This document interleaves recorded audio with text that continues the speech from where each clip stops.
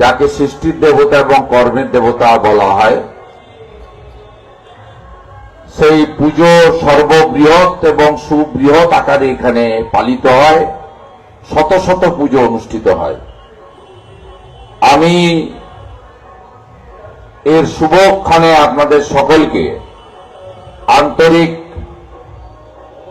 শুভেচ্ছা এবং অভিনন্দন জ্ঞাপন করছি। আমাদের এখানকার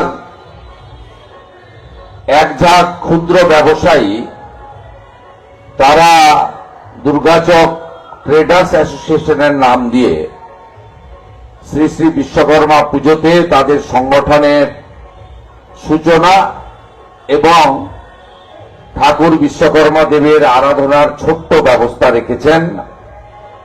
তার শুভ উন্মোচন ইতিমধ্যে হয়েছে এবং আমাদের সামনে যে মাতৃমণ্ডলী আছেন তাদেরকে আসন্ন দুর্গাপূজা উপলক্ষে উপহার প্রদানের মধ্য দিয়ে আজকের এই অনুষ্ঠান সমাপন হবে। আমি তারাপদ বাবু, স্নেহাশিস ভাই, সন্দীপ ভাই এবং আমাদের এখানে যারা আছেন আয়োজক, প্রত্যেককে অভিনন্দন এবং ধন্যবাদ জ্ঞাপন করি। আমার সাথে মঞ্চে আছেন বিশিষ্ট রাষ্ট্রবাদী প্রচারক আইনজীবী মলয় সিনহা, বিশিষ্ট রাষ্ট্রবাদী প্রচারক অবসরপ্রাপ্ত শিক্ষক তপন ব্যানার্জি, প্রাক্তন কর্মাধ্যক্ষ জেলা পরিষদ সমাজসেবী আনন্দময় অধিকারী এবং ভাতৃপ্রতিম সমাজসেবী জয় মল্লিক সহ একঝাঁক আমার সহকর্মী এবং সতীর্থ। আমি তাদের প্রত্যেককে অভিনন্দন জানিয়ে দ্বিতীয় সারিতেও যারা আছেন তারাও পরিচিত, যেহেতু এখান থেকে টাটা স্টিল এইচএমসি ডিভিশনের পুজো উদ্বোধন আমাকে করতে হবে এবং ভারতীয় মজদুর সংঘের টাউনশিপে এবারে নবনির্মিত কার্যালয় এবং সেখানে খুব বড় মাপের বিশ্বকর্মা পুজো হচ্ছে, সেখানেও অংশগ্রহণ করতে হবে। তাই আমি সকলকে একযোগে সম্মানিত করলাম। আমি এই উৎসবের পরিবেশে বেশি কথা বলতে চাই না। আমি শুধু একটা কথাই, এই যে খানিকক্ষণ দেখালেন 2-3 মিনিট, ভাইরা অনেক আশা স্বপ্ন নিয়ে রেডি করেছেন। এই পরিপ্রেক্ষিতে বলি যে এখানে অনেক সম্ভাবনা আছে, কিন্তু সেই সম্ভাবনাকে বাস্তবায়িত করার জন্য যে সদিচ্ছার প্রয়োজন, সেই সদিচ্ছা স্থানীয় প্রশাসন বা সরকারের নেই।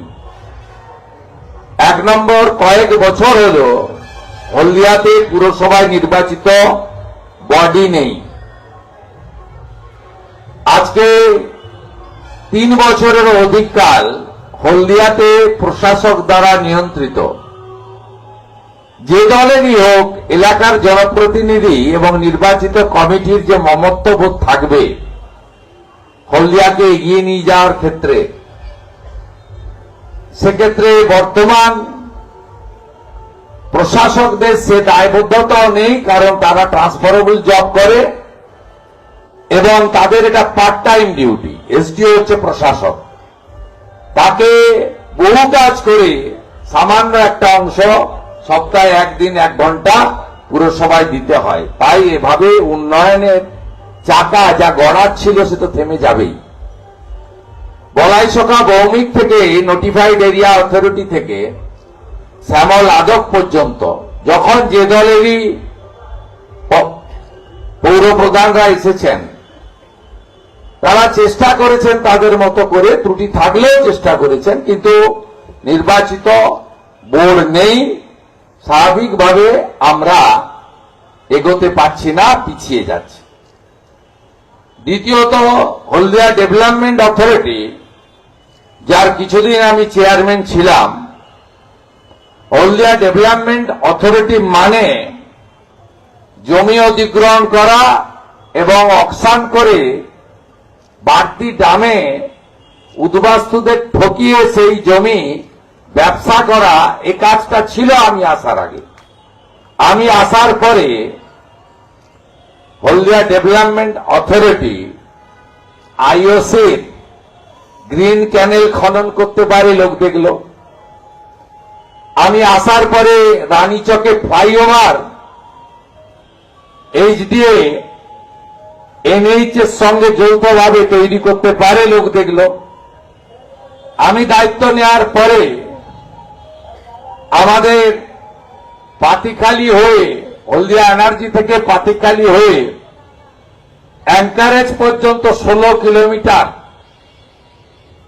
পিচের রাস্তা রিভার বেল্টে তৈরি করা যায়, মানুষ দেখল।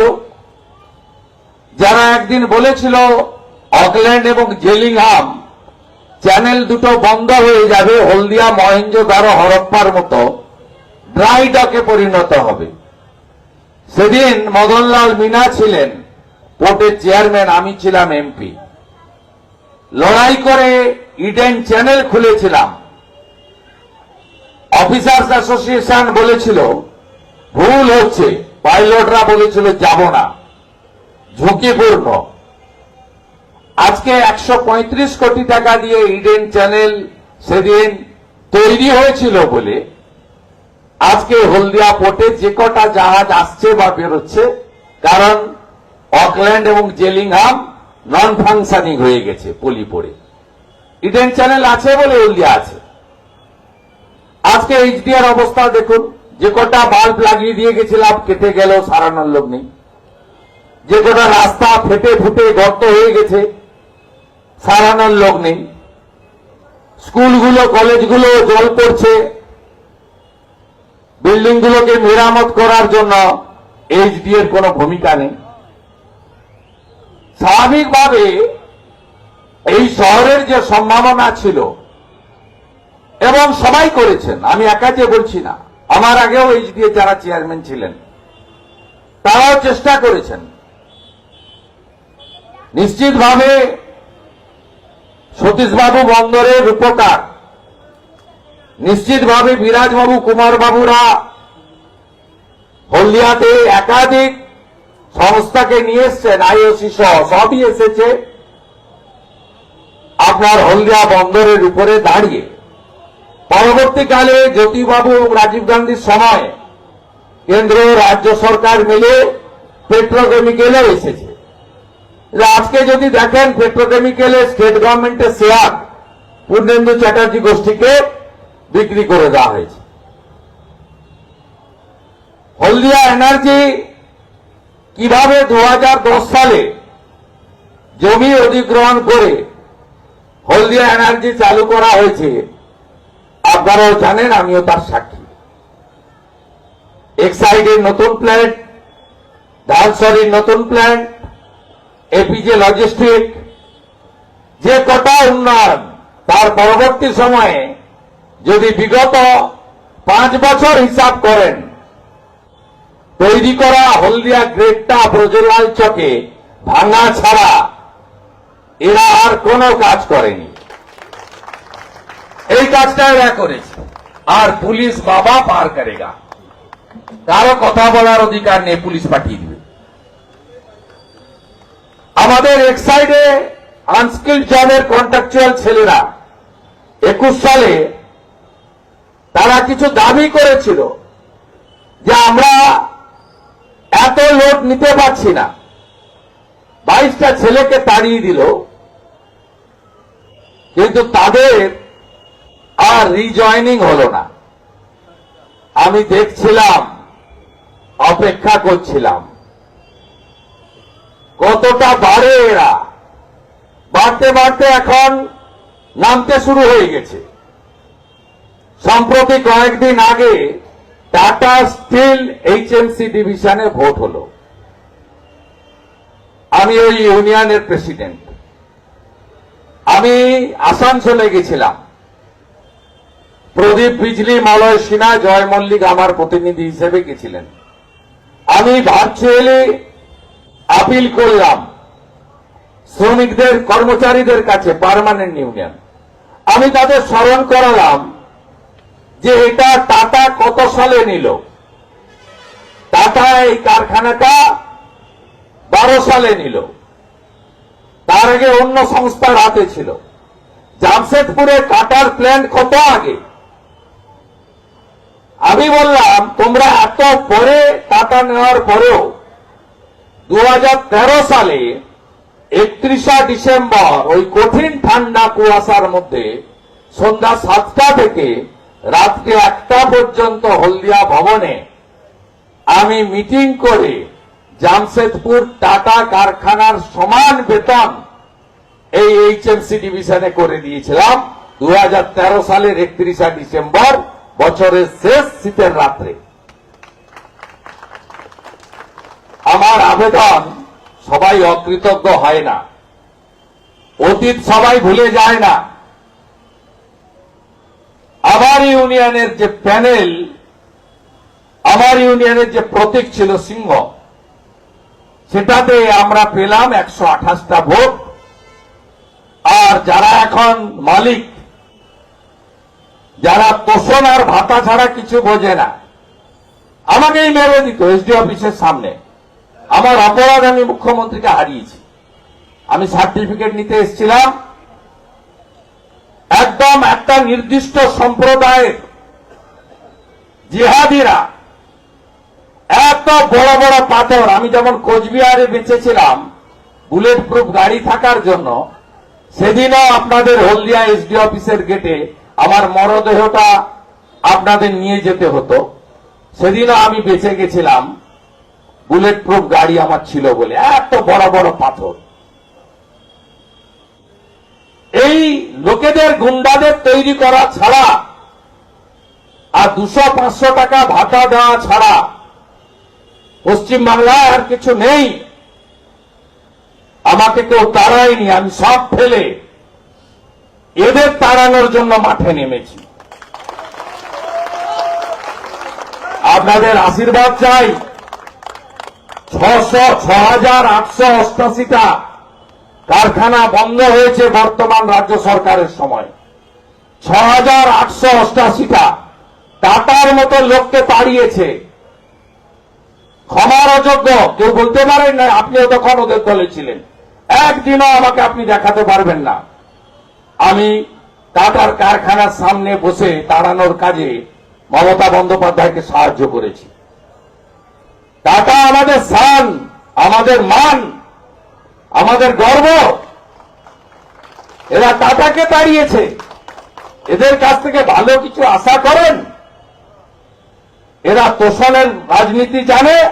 পূজা কোথায় আটকাতে হয় ভালো করে জানে। পূজা আটকাতে হবে। আর ভোট এলে 200-500 নাও। ওই নতুন লুকে কোনো কাজ হবে না। আমার বাংলায় 2,15,00,000 বেকার যুবক যুবতী আছে। প্রত্যেক বছর এসএসসি হওয়ার কথা, 9 বছর পরে হলো, তাও সুপ্রিম কোর্টের গুঁতোতে। ভাবতে পারেন কোন রাজ্যে আমরা আছি? তাই এই রাজ্যে বাবা বিশ্বকর্মার আশীর্বাদে টাটাকে ফিরিয়ে আনার শপথ 26-এ নিতে হবে। এটুকুই আমি আপনাদের কাছে বলতে চাই। সাথে সাথে মাননীয় প্রধানমন্ত্রী, তিনি সবার প্রধানমন্ত্রী, তিনি বিশ্বকর্মা যোজনা চালু করেছেন। এতে কি কামার, কুমার, কুম্ভকার, স্বর্ণকার, মালাকার, অর্থাৎ ফুলের মালা যিনি কাঁথেন, মালাকার, যিনি কাঠের কাজ করেন, যিনি তাঁতের কাজ করেন, যিনি মাটির বাসন বানান, যিনি সোনার কারিগর, যিনি লোহার জিনিস বানান, যিনি নাপিত, নরসুন্দর, এদেরকে তিনি বিশ্বকর্মা যোজনাতে এনেছেন। গোটা ভারতে এই প্রকল্পে সমস্ত হস্তশিল্পীরা উপকৃত। এতে কি আছে? 15 দিনের ট্রেনিং আছে, স্টাইপেন্ড 500 টাকা করে। টুলস কেনার জন্য নন রিফান্ডেবল 15,000 টাকা আছে, ফেরত দিতে হয় না। আর 5% সুদে 20 লক্ষ টাকা পর্যন্ত কোন সিকিউরিটি ছাড়াই আপনি লোন নিতে পারবেন ব্যাংক থেকে। গ্যারেন্টারের নাম নরেন্দ্র দামোদর দাস মোদী। সবাই পেয়ে গেছে। আমাদের এই রাজ্যেও 8 লক্ষ পিটিশন, 8 লাখ পিটিশন। আমাদের রাজ্যের মাননীয়া, যিনি ভাতা আর তোষণ ছাড়া কিছু বোঝেন না, তিনি ডিএমদেরকে ফোন করে বলে দিলেন, আপনারা কেউ ফর্মগুলো নিয়ে নড়াচড়া করবেন না, ওইখানে ফেলে রাখুন। এই তো এই রাজ্যের বিশ্বকর্মাদের অবস্থা। তাই আজকের দিনে আমাদের শপথ হোক, বাবা বিশ্বকর্মার আশীর্বাদে সৃষ্টি এবং স্রষ্টা আমরা যাতে হারিয়ে যাওয়া বাংলাকে পুনরুদ্ধার করতে পারি, আমরা যাতে শিল্পে আবার ভারতবর্ষের মধ্যে 1 নম্বর জায়গায় যেতে পারি, আমরা যাতে কর্মসংস্থান দিতে পারি, আমরা যাতে শ্রমিক, কর্মচারী, ম্যানেজমেন্ট, ব্যবসায় সবাইকে খুশি রাখতে পারি, এই প্রার্থনা রেখে আপনাদেরকে শুভেচ্ছা জানিয়ে